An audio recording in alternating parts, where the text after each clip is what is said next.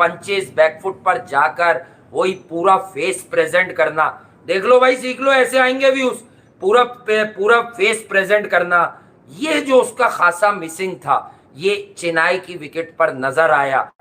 ये थोड़ा सा एक अरसे के बाद गिल की कुछ उस तरह की झलक दिखी, आज की इनिंग या कल की इनिंग मिलाकर कंबाइंड, जो उसने कहाँ दिखाई थी, गाबा में, जब उसने 91 किया था अल्टीमेट टेस्ट सीरीज में, और जो सबसे बड़ी सीरीज करार दे दी गई थी डेकेड की, और सेकंड नंबर पे वो पाकिस्तान इंडिया वाली सीरीज आ गई थी जिसमें चेन्नई और कलकत्ता में टेस्ट हुआ था। एक बात और करनी है, लोग आएंगे जाएंगे, लेकिन एक बात आपसे हम जरूर और करेंगे, मैं चाहता हूं एहतराम से कर लें ताकि आप लोगों को समझ आ जाए।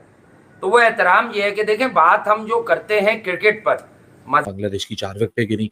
सो कल के मुकाबले में और आज के मुकाबले में अगर मैं कंट्रास्ट देखूं तो एक बिल्कुल ही मुख्तलिफ कंट्रास्ट आपको दिखा, जिस तरह डे ऑफ प्ले की प्रोसीडिंग चली है। या तो रविचंद्रन अश्विन की आप जो कहते हैं ना इंटेलिजेंस, रविचंद्रन अश्विन तो वो बन चुके हैं शाहरुख खान मैं हूं ना फिल्म वाले, कि रन्स की जरूरत है तो रविचंद्रन अश्विन पीछे से हाथ खड़ा करके कह रहे हैं मैं हूं ना, यहाँ कह रहे हैं विकेटों की जरूरत है तो पीछे से हाथ खड़ा करके कह रहे हैं मैं हूं ना। मतलब एक चौथा डिपार्टमेंट आज की क्रिकेट के अंदर जिसकी ज्यादा बात नहीं की जाती, एक तो कहते हैं बैटिंग, फील्डिंग, बॉलिंग, 3 डिसिप्लिन, चौथा सबसे बड़ा डिसिप्लिन होता है fitness. 15 over on the trot has been delivered by Ravichandran Ashwin, और यहाँ ही has been breathing on the neck of Bangladeshi batters. हालांकि बांग्लादेश को यहाँ क्रेडिट देना पड़ेगा, जिस बेहतरीन पॉजिटिव इंटेंट के साथ ये जाकिर ने और अपना शादमान ने स्टार्ट किया और प्रशंतु ने आके बड़ी एक क्रैकिंग हाफ सेंचुरी मारी है। They actually try to be very positive here. Bangladesh को दाद देनी पड़ेगी क्योंकि बांग्लादेश काफी ज्यादा यहाँ रिसीविंग एंड पे रहा है टीम इंडिया की तरफ से। मतलब पहले दिन के बाद 144 फॉर 6। तो दोस्तों इस समय पाकिस्तानी मीडिया में एक ही बात चली है बांग्लादेश भारत टेस्ट मैच की, और दोस्तों पाकिस्तानी मीडिया कह रही है कि बांग्लादेश के कप्तान हो या और कोई प्लेयर, मैच शुरू होने से पहले बहुत कुछ कह रहे थे, बयानबाजी कर रहे थे, भारत को कह रहे थे कि हमने जिस तरह से पाकिस्तान को 2-0 से हराया, करारी शिकस्त दी और टेस्ट मैच सीरीज जीती, वैसे ही हम इंडिया के साथ करेंगे और इंडिया को भी 2-0 से हराएंगे। तो दोस्तों उसके जवाब में रोहित शर्मा से भी पूछा गया तो उन्होंने कहा था कि असली खेल तो ग्राउंड पे देखा जाएगा, बयानबाजी से कुछ नहीं होता। ठीक है, तो पाकिस्तानी मीडिया कह रही है कि मैच से पहले तो खूब बयानबाजी कर रही थी, अब जब जो बात रोहित शर्मा ने कही थी ग्राउंड पे परफॉर्मेंस होना चाहिए, और वहीं बांग्लादेश फेल हो गया और भारत के जाल में पूरी तरह से फंस गया। शुरू दिन हालांकि बांग्लादेश ने अच्छी शुरुआत की थी, भारत के 6 विकेट गिरा दिए थे, लेकिन उसके बाद अश्विन ने शतक लगाया, जडेजा ने पारी खेली, उसके बाद गेंदबाजी में बुमराह के सामने तहस नहस हो गई। दूसरी इनिंग में भारत की तरफ से विकेट उन्होंने शुरू में ले लिए थे 3, लेकिन ऋषभ पंत और गिल क्या शानदार बैटिंग की। उसके बाद गेंदबाजी में अश्विन, अब भारत 6 विकेट से दूर है जीत के पहला टेस्ट मैच। तो दोस्तों पाकिस्तानी मीडिया में काफ़ी तारीफ हो रही है और हैरान भी हैं कि देखो ऋषभ पंत एक्सीडेंट के बाद वापसी की और क्या शानदार। सुमन गिल पहले इनिंग में 0 बनाए, दूसरी में शतक ठोक दिया। एक जो गावा में इन दोनों ने पारियां खेली थी वो याद आ गई। तो दोस्तों देखिए पाकिस्तानी मीडिया और क्या क्या कह रही है इंडियन बैट्समैन के बारे में। चलो देखते वीडियो के माध्यम से। दोस्तों बांग्लादेश के साथ वही काम हो चुका है जो काम बांग्लादेश वाले पाकिस्तान के साथ करके आए हुए थे और इंडिया के साथ करने की बातें कर रहे थे। और इस मैच में अभी तक फिलहाल बांग्लादेश की टीम बिल्कुल नीचे नजर आ रही है और इंडिया की टीम डोमिनेट करते हुए नजर आ रही है, जैसे कि कई सालों से इंडिया टेस्ट क्रिकेट में जो है करता हुआ आ रहा है। और घर में तो वैसे ही जो है इंडिया को हराना इतना मुश्किल होता है कि आप अंदाजा नहीं लगा सकते। अब इस मैच का आज जो है वो अभी तीसरा दिन था और तीसरे दिन ही हमें ये नजर आ रहा है कि इस मैच में इंडिया पूरे मैच में नजर आ रहा है। और कल शायद जो है वो पहले सेशन में या दूसरे सेशन में अगर बांग्लादेश बहुत ज्यादा अच्छा ना खेले तो इंडिया ये मैच जो है जीत सकता है। आज के दिन क्या कुछ हुआ उसके हवाले से अगर बात करें ना तो सबसे पहले जो है वो आपको मालूम है कि ऋषभ पंत और साथ में जो है वो क्या कमाल की पारी खेली है शुभमन गिल ने। और दोनों वो जो गैबा में दोनों ने इनिंग्स खेली थी ना उसी तरह से जो है वो आज फिर दोनों की पार्टनरशिप लगी है और बांग्लादेश के छक्के छुड़ा दिए।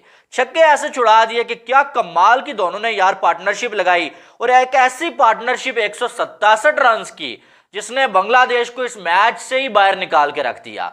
जिसमें अगर देखा जाए तो शुभमन गिल के 119 रन, 5वीं अपनी सेंचुरी इन्होंने बनाई और साथ में ऋषभ पंत क्या कमाल का यार जो वो कमबैक किया, इमोशनल कमबैक कि जो अब आप देखें कि मौत के मुंह से एक बंदा वापस आता है जी, कोई 625 दिन के बाद मेरे ख्याल में वो खेले हैं और उसके बाद जो है वो आके इस तरह से टेस्ट मैच में सेंचुरी लगा देना जब टीम थोड़ा सा मुश्किल में हो, तो ये बहुत कमाल होता है। कमबैक हो तो भाई ऐसा हो, वरना हो ही ना। इसको बोलते हैं, वो आप अक्सर सुनते हैं ना कि हिस्टोरिकल कमबैक, इसको बोलते हैं हिस्टोरिकल कमबैक कि आप आके जो सेंचुरी लगा दें 128 बालों पे 109 रन और जो आओ 13 चौके 4 छक्के, पीछे कुछ बचना ही नहीं था। जब जो आओ शुभमन गिल और ऋषभ पंत ने सेंचुरीज लगाई तो इंडिया की टीम जो ऑटोमेटिक जो है वो 500 प्लस के जो है वो पहुंच गई थी लीड पर। और अब अगर देखा जाए तो इंडिया ने जो है वो बांग्लादेश को 515 का टारगेट दिया था, ठीक है। और जब बांग्लादेश की बारी आई भाई तो बांग्लादेश की टीम के 4 खिलाड़ी, उनका इम्तिहान यहाँ पे शुरू हो गया इंडिया के साथ। अब हाँ जी। पाकिस्तान का और बांग्लादेश का ऐसे था, कभी बांग्लादेश आए पास वाजे हो गया कि बांग्लादेश यहाँ आ गया। अब इंडिया का और बांग्लादेश का ऐसे फर्क है, तो थोड़ा सा तो ऐसे हो सकता है लेकिन ऐसे नहीं हो सकता। वो साबित करती है। अभी आपने ऋषभ पंत की जो है ना वो बात बताई, यही फर्क है। जो टीमें इस माइंडसेट पे चली गई हैं वो कामयाब है, जो टीमें पुराने दकियानूसी वाले उस माइंडसेट के साथ खेल रही हैं वो फ्लॉप है और वो 8वें 9वें 10वें नंबर पे उन्होंने जाना। अब अफगानिस्तान को देख लें कैसे एकदम से ऊपर आ रही है, क्यों? उनका हर बंदा जो है ना अपनी एवरेज भी बेहतर कर रहा है, स्ट्राइक रेट भी अच्छा कर रहा है। और इसी तरह अगर आप बात करें शुभमन गिल की, देखें उसने साबित कर दिया और राइट टाइम पे। अब एक मैच रह गया, उसके बाद उन्होंने मेरे ख्याल में उधर चले जाना खेलने, ठीक है। राइट टाइम पे वो बंदा ना, अच्छा मजेदारी की बात यह है मेरे ख्याल में कि अभी शुभमन गिल और ऋषभ पंत ने सेंचुरीज की हैं। अभी तो रोहित शर्मा की जो स्कोर बाकी है, अभी तो विराट कोहली के स्कोर बाकी हैं। तो आराम से ये मैच मेरे मुताबिक लंबा हो गया। ये मैच तो खत्म हो जाना चाहिए था 3 दिन में।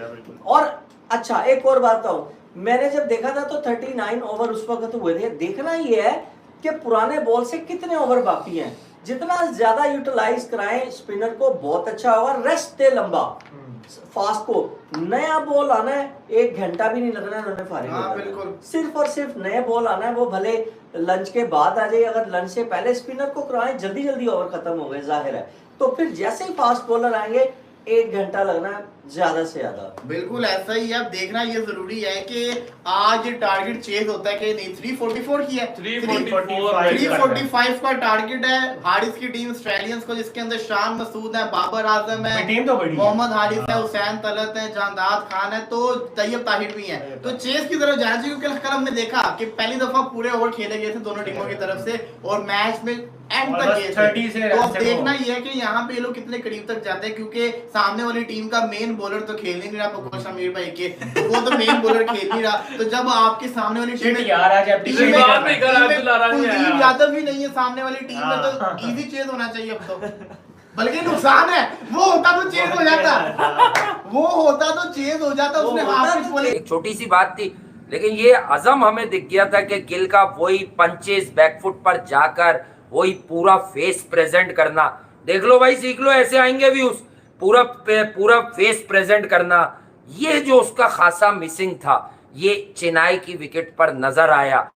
ये थोड़ा सा एक अरसे के बाद गिल की कुछ उस तरह की झलक दिखी, आज की इनिंग या कल की इनिंग मिलाकर कंबाइंड, जो उसने कहाँ दिखाई थी, गाबा में, जब उसने 91 किया था अल्टीमेट टेस्ट सीरीज में, और जो सबसे बड़ी सीरीज करार दे दी गई थी डेकेड